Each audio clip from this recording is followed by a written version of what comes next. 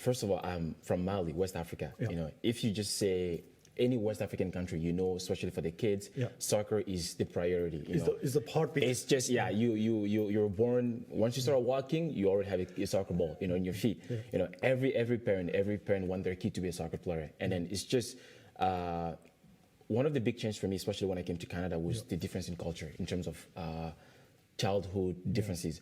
For me, growing up in Mali, doing some of my childhood in Mali was everything was based on soccer. You know, there's thousands, hundreds of sports, but soccer is the main one in where I grew up. So every kid, you know, adults, every kid, every single day, you know, we play soccer every single day. And then having friends, teams, even the neighborhood having teams of his own, we play against other neighborhoods. You know, it's been something that have always inspired me. You know, you grew up in that environment where you watch soccer every day, your family watch soccer every day, you play soccer every day, you train every day, and you go to school obviously, but all you want to become when you grow up, you want to become a soccer player. And I can guarantee you, if you ask 90% of the youth in Mali right now, they'll tell you that they all want to be soccer players, you know, when they grow up, because that's all they know. That's the main sports that's mainly watched there, played there, and known there. So it was a big part of my youth, me growing up. I guess until I came in Canada and things started to change and the focus of that goal started to shape a little bit.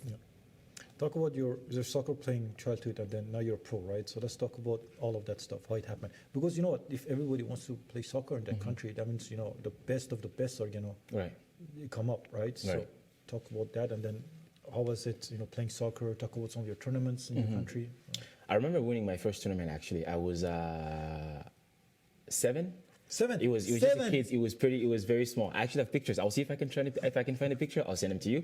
It was not really, you know, kids. We play tournaments and all that. And back then I was a defense player. You know, I used to play defense.